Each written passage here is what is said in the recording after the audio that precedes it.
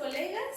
En este breve y rápido podcast les vamos a hablar sobre las primeras 3 unidades de la materia de Introducción al Derecho. En este momento me encuentro con mi compañero Carlos Jara y mi compañera Mariana Pérez. ¿Cómo se encuentran? ¿Cómo se sienten? Pues nos encontramos muy bien. El día de hoy, pues como ya nos dijiste, pues vamos a hacer de una manera rápida, breve. Les vamos a presentar diferentes conceptos de lo que viene siendo pues las primeras 3 unidades. Y pues, ¿tú cómo estás, Carlos? Gracias, Mariana, Unice.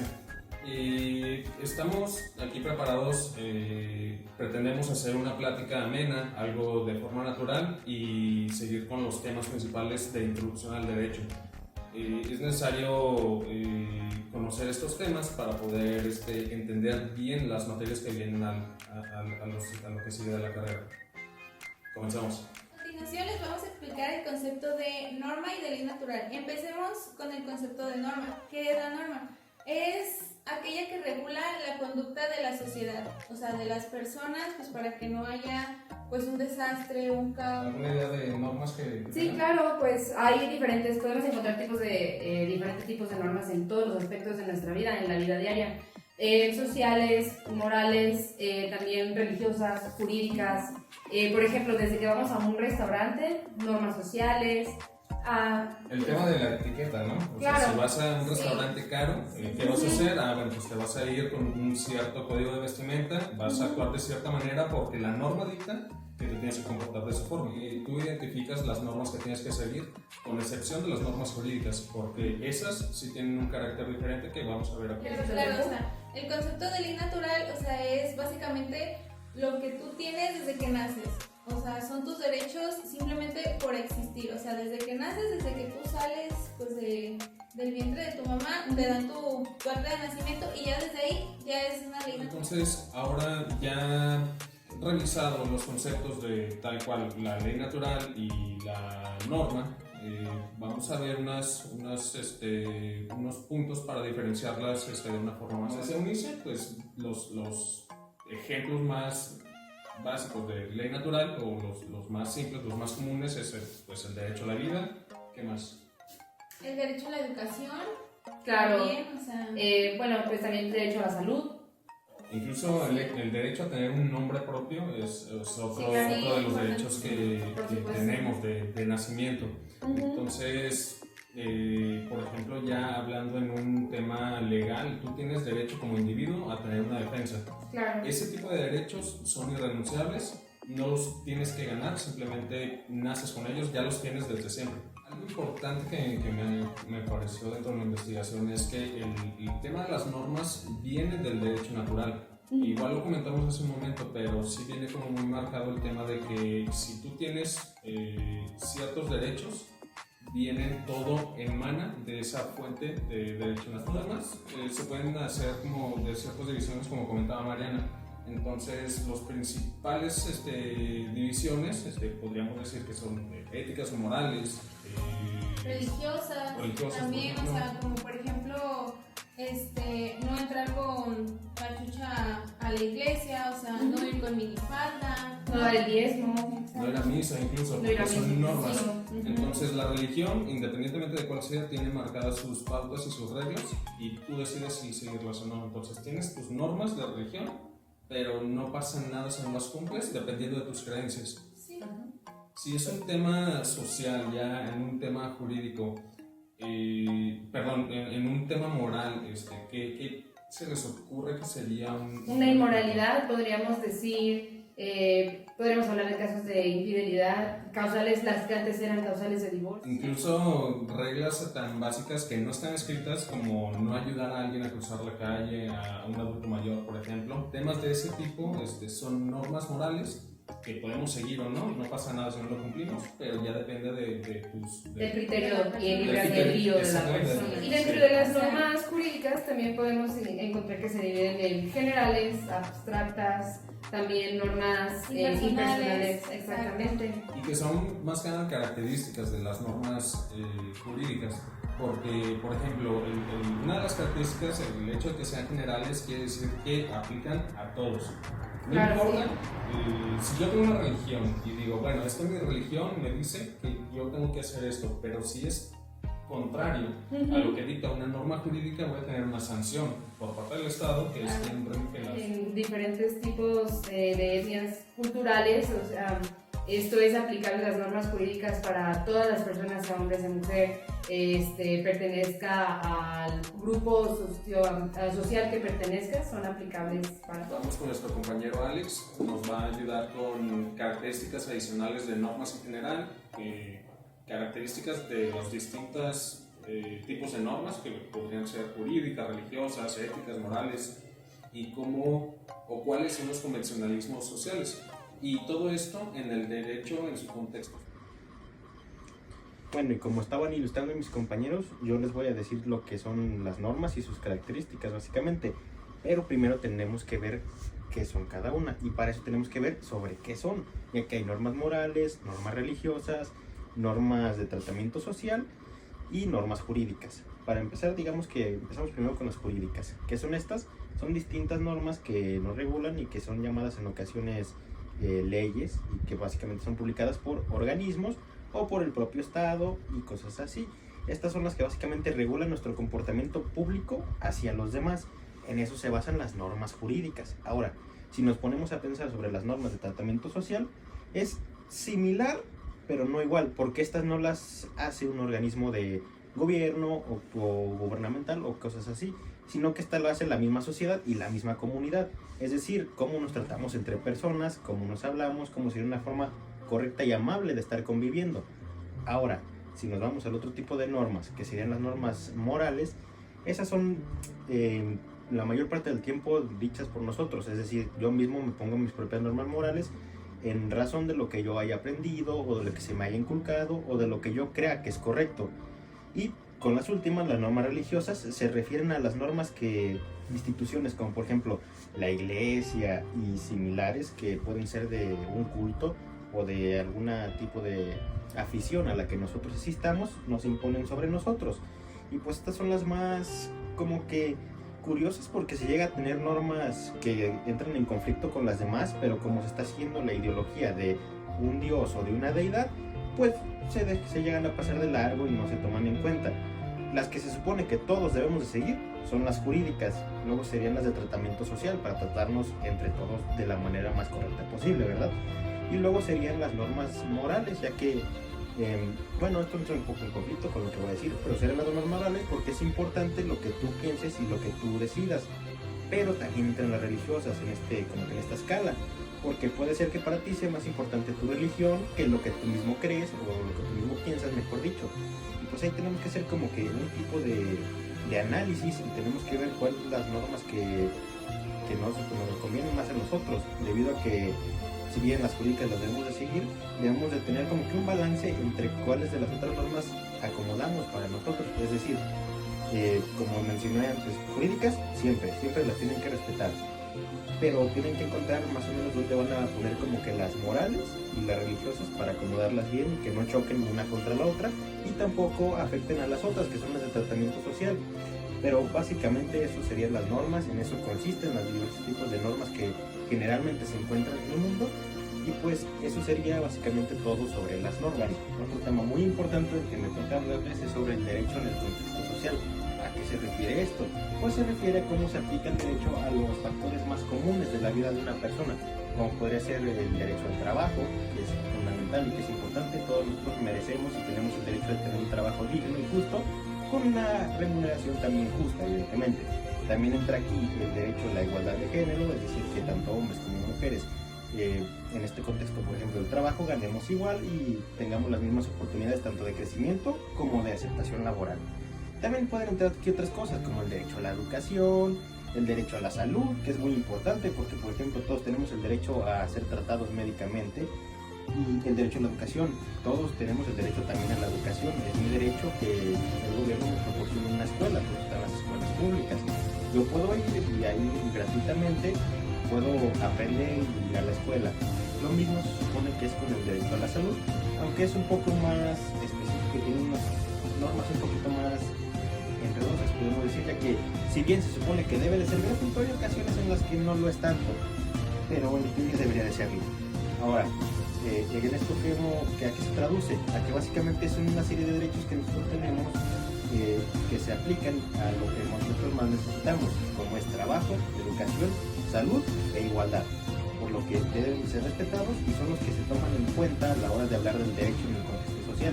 Evidentemente también hay otros, pero estos son los más comunes, por eso son los que más se toman en cuenta y los que más estamos viendo como que en este momento, como por ejemplo, ya se habla mucho de la igualdad de género, es un tema muy sonado y es un tema que podemos ver muy a menudo, que hay marchas y todo esto, hay peticiones, se ve muchos institutos sobre la mujer que están siendo creados y pues en eso básicamente estamos viendo cómo la gente está empezando a darse cuenta, está empezando a razonar que tenemos el derecho de ser tratados igualitariamente y de ser tanto igualitariamente protegidos como igualitariamente tomados en cuenta, como por ejemplo a la hora de tomar un trabajo, a la hora de la educación o a la hora de la salud. Pero bueno, esos serían más o menos los derechos fundamentales en el contexto social del derecho. Por ejemplo, como ya mencioné, para recapitular serían derecho al trabajo, derecho a la igualdad de género, educación y salud. Esos son los 4 principales que debemos de tener en cuenta para hablar sobre el derecho en el contexto social. Y pues bueno, hasta aquí ha llegado mi participación. Espero que este tema les haya sido claro. En cualquier duda que tengan, se puede ser discutida. Les recomiendo que discutan este tema con los demás y pues espero que les haya gustado. Muchas gracias. Compañera Judith nos va a ayudar con algunas generalidades sobre la noción del derecho, por qué el derecho es un producto social y cuáles son las diferentes acepciones de la palabra derecho. Mi nombre es Judith y yo voy a presentar unos temas de la primera unidad. ¿Qué es la noción del derecho? El derecho es un conjunto de normas y principios y reglas que regulan el comportamiento de las personas dentro de una sociedad. Estas normas son creadas y sancionadas por una autoridad competente como el Estado y su objetivo es mantener el orden social, garantizar la justicia y proteger los derechos, libertades individuales y resolver los conflictos entre los ciudadanos, y el derecho se divide en varias ramas. Después de esto vamos a hablar sobre cómo se establece el porqué del derecho es un producto social. El derecho se considera un producto social porque surge y se desarrolla en las sociedades para regular la convivencia humana. Su existencia responde a la necesidad de establecer un marco de normas que guían el comportamiento de los individuos dentro de una comunidad, asegurando el orden, la justicia y la paz social. Las principales razones por las que el derecho se considera un producto social son la creación colectiva, respuesta a necesidades sociales, mecanismos en control social, evolución con la sociedad, reflejo de los valores y principios sociales. También la intervención del poder social. En resumen, el derecho es un producto social porque nace de las dinámicas internas de la sociedad y se constituye como una herramienta esencial para el orden, la justicia y la regulación de la convivencia entre miembros. Las diferentes acepciones de la palabra derecho son el derecho como ciencia o disciplina, el derecho como sistema normativo, el derecho subjetivo, el derecho objetivo, el derecho positivo y el derecho natural, derecho como sinónimo de justicia o equidad. Derecho en el sentido geométrico o direccional, fuera de contexto jurídico. Estas acepciones muestran la diversidad de significados que puede tener la palabra derecho, dependiendo del campo o la situación en el que se utilice. Y el objetivo de todo lo anterior mencionado es presentar diversas acepciones de palabras de derecho, destacar la riqueza y compatibilidad de este término que pueda variar según el contexto en el que se utilice. Cada acepción responde a la dimensión específica del derecho, ya que sea como disciplina, sistema normativo, facultad individual, concepto ético, incluso en su sentido literal, como dirección o rectitud. El propósito general es proporcionar una comprensión más completa del término derecho, mostrando cómo abarcar desde la estructura normativa que regula las relaciones de la sociedad hasta los derechos individuales que protege a las personas, así como su relación con la justicia y la moral. De esta manera se busca subrayar la importancia del derecho en la vida social, ética y en el orden legal de comunidades, así como su papel fundamental de la protección, libertades y obligaciones de los individuos. Comentaba mi compañera Judith sobre el derecho objetivo, que pues es básicamente todo lo que marca el Estado. bueno, el derecho subjetivo pues es todo bien lo que marca el Estado, debe ser cumplido, pero también pues son los diferentes tipos y cómo se va desglosando en cuanto a los derechos y obligaciones que tenemos, por ejemplo, a la propiedad, también pues es a la justicia. Sería un tema de igualdad. Puede ser también, ahí entra el derecho subjetivo. También tenemos, bueno, vamos a desglosar lo que es el derecho vigente, que es básicamente todo lo que está, se tiene que hacer, todo lo que está ahorita vigente, que está marcado en la Constitución, en los códigos civiles de todos los estados, son coercibles. Queremos hacer mención sobre la definición, conceptualización del derecho positivo. Básicamente es lo que está vigente, lo que está escrito también en los códigos de los estados, porque no todos los estados pues nos regimos por las mismas normas, pero es pues lo que está vigente y lo que se tiene que cumplir. Entonces, por ejemplo, cualquier ley que está ahorita promulgada en el país, ya sea nacional o general, es un derecho positivo. Sí, puede entrar, por ejemplo, también las reformas, todo lo que ya está escrito y actualizado en los diferentes documentos, ahí entra el derecho positivo. Y que se tiene que hacer sí o sí, o sea, es obligatorio. El derecho natural puede conceptualizarse muy parecido a la ley natural, pero el derecho natural sí obliga a cumplirlo. Está escrito, está conceptualizado y pues bueno, sí o sí se tiene que cumplir. En cuanto a la clasificación de norma jurídica, pues son las reglas de conducta establecidas por la autoridad o autoridad competente de cada estado y pues regulan las relaciones de las personas y pues de cada estado, vaya. Además tienen como objetivo promover el orden social y la justicia. Podemos hablar de diferentes códigos, de procesal, penal, civil, pues entre diferentes. Compañero Alexandro para explicar otros temas, que es la fuente del derecho, que es la fuente general, que es una fuente del derecho como tal, y sus clasificaciones. Tenemos fuentes directas, fuentes indirectas, y si son formales o informales, reales o históricas. Las fuentes del derecho. Las fuentes del derecho se refieren a los órdenes o bases que dan lugar a las normas jurídicas que rigen una sociedad. Las fuentes del derecho se dividen en directas e indirectas según su relación con la creación y aplicación de normas jurídicas. Las fuentes directas son aquellas que se establecen como normas jurídicas de manera explícita y obligatoria, como la Constitución, que es la norma suprema de un Estado. Las leyes, que son normas aprobadas por órganos legislativos. Los reglamentos, que son normas secundarias que desarrollan las leyes. Los tratados internacionales, que son acuerdos entre estados que regulan las relaciones internacionales. Los códigos, que son recopilaciones sistémicas de normas jurídicas. Los decretos, que son disposiciones emitidas por el Ejecutivo con fuerza de ley.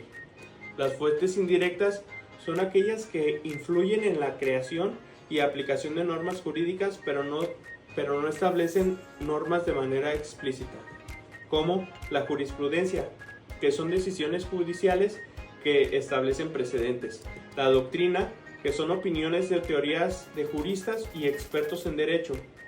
La costumbre, que son normas que surgen de la práctica y tradición de una comunidad. Los principios generales del derecho, que son conceptos básicos que guían la aplicación del derecho. Los usos y prácticas comerciales, que son normas que surgen de actividad comercial. Las decisiones administrativas, que son resoluciones de autoridades administrativas. La equidad, que son principios de justicia y equidad que guían la aplicación del derecho. Las fuentes del derecho se clasifican en formales, reales e históricas, según su naturaleza y relación con la creación y aplicación de las normas jurídicas. Son fuentes formales, son los medios por los que se expresan y hacen conocer las normas jurídicas, como la Constitución, las leyes, los reglamentos, los tratados internacionales y las jurisprudencias, que repito, son decisiones judiciales que establecen precedentes. Las fuentes reales son las condiciones sociales, económicas, políticas y culturales que dan lugar a la creación de normas jurídicas. Necesidades sociales son problemas y necesidades de la sociedad que requieren regulación. intereses económicos, son relaciones económicas y comerciales que necesitan regulación. El poder político son decisiones y acciones gubernamentales y de autoridades.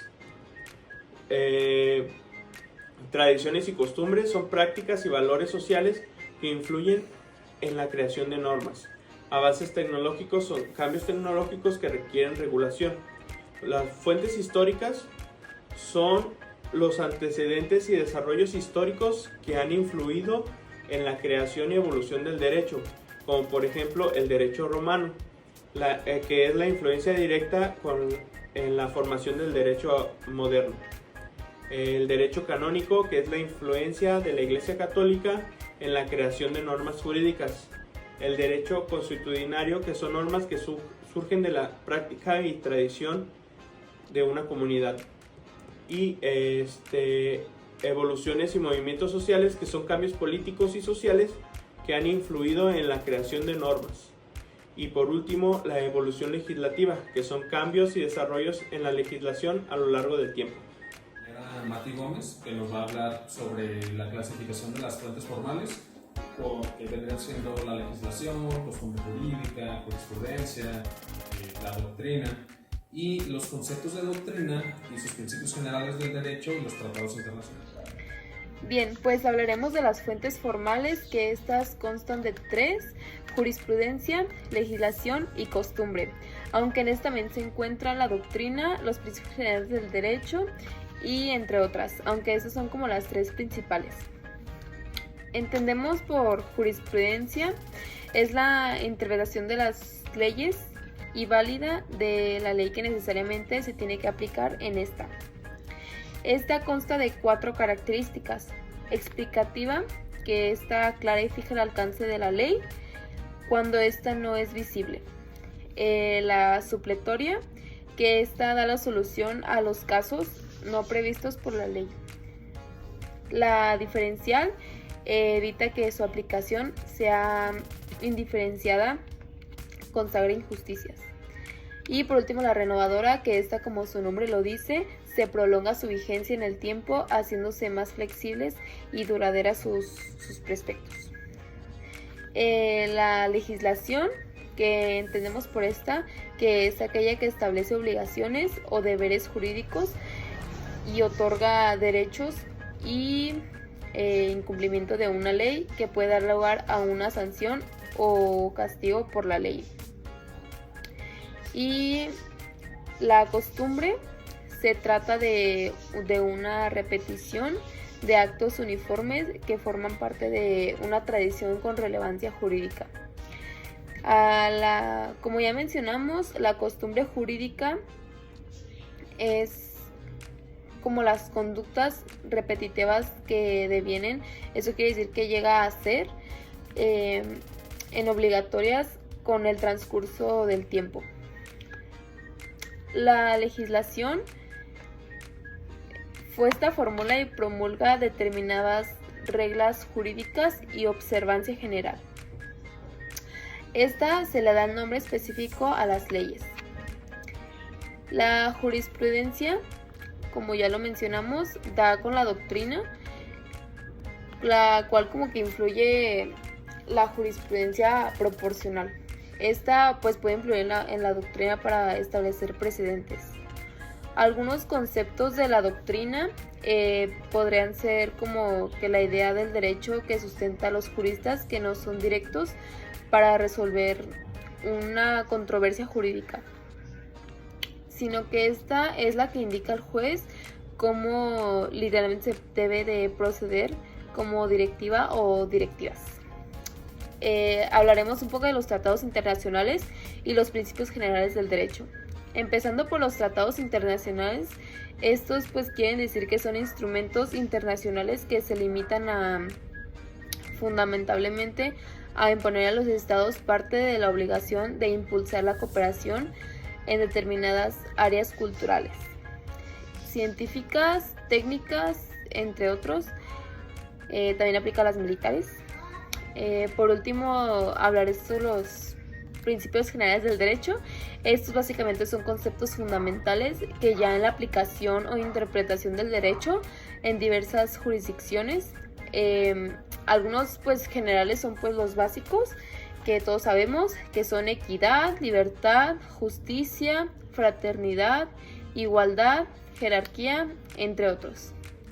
Y bueno, de mi parte sería todo y muchas gracias. Hablaremos del Estado y el derecho.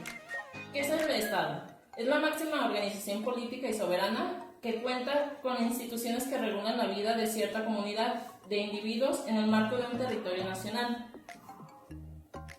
Los elementos que conforman el Estado. El Estado tiene 4 elementos básicos y generales, que posee el gobierno, que viene siendo lo político, tiene un pueblo, que viene siendo una nación, y sustenta un territorio.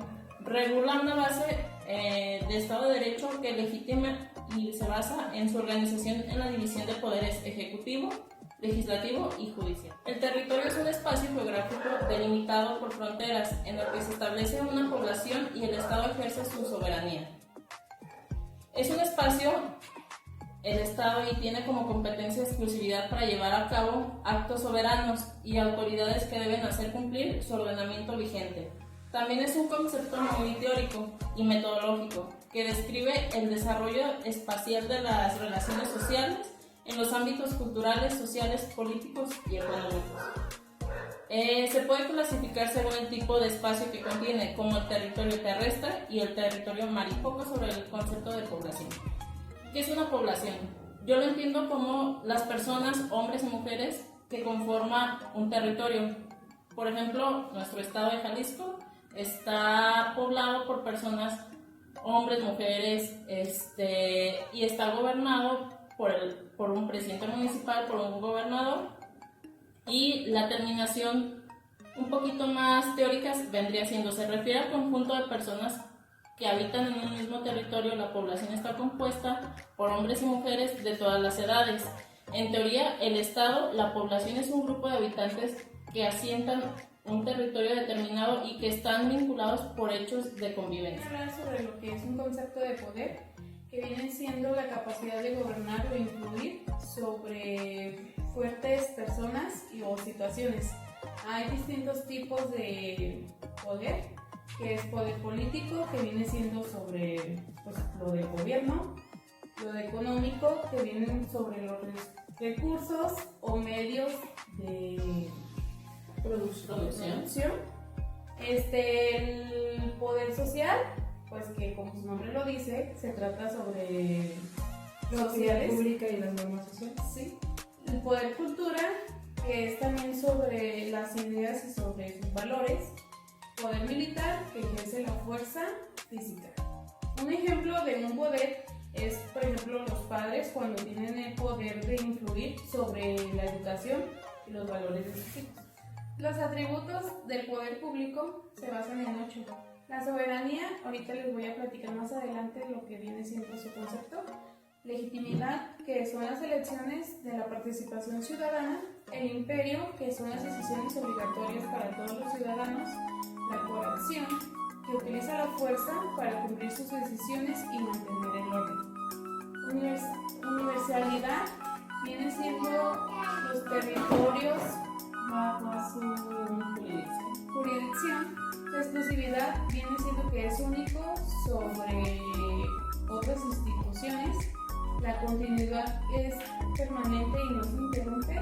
Y la responsabilidad es ante la ley y los ciudadanos por sus acciones y sus decisiones. La soberanía es el poder de una nación o de un estado para gobernarse en sí. O sea, por ejemplo, así mismo. Por ejemplo, es como cuando nosotros, la soberanía en México es cuando nosotros tenemos libre nuestro voto para representar a nuestros políticos y pues ningún otro país interviene. Hay 2 tipos de soberanía: la soberanía interna, que se refiere a la autoridad del Estado dentro de su territorio, y la soberanía externa, que se refiere a la independencia del Estado y sus relaciones internacionales. Bien, yo les voy a hablar sobre la capacidad para organizarse por sí mismo, como lo comentaba Itzel. Y bien, se caracteriza esencialmente porque el Estado se organiza de acuerdo a su propio derecho. Muy bien, los Estados miembros de una federación son verdaderos estados porque tienen su propia constitución local, ¿ok? En esto, como lo comentaba Itzel, nosotros a través del voto elegimos a nuestros representantes políticos. Derivado de esto también tenemos una autonomía. Y bien, esta se manifiesta a través de la creación de preceptos que determinan la estructura y el funcionamiento del poder, sino en el establecimiento de las normas dirigidas a través de los particulares. Muy bien, por tanto, el orden jurídico estatal está integrado tanto por reglas de organización como por normas de comportamiento. Y bien, la indivisibilidad es el estado que constituye una unidad. Como consecuencia necesaria, el principio de la indivisibilidad de su poder. Varios estados soberanos pueden coexistir uno al lado del otro, pero nunca como titulares del mismo poder. ¿Ok? Hobbes sostuvo que la indivisibilidad del poder político conduce a la disolución del Estado. Entonces, con esto entendemos que el poder es único y no interfiere con los demás. Y eso sería todo por el día de hoy. Esperamos les hayan quedado claro todos estos conceptos. Y de antemano, muchas gracias.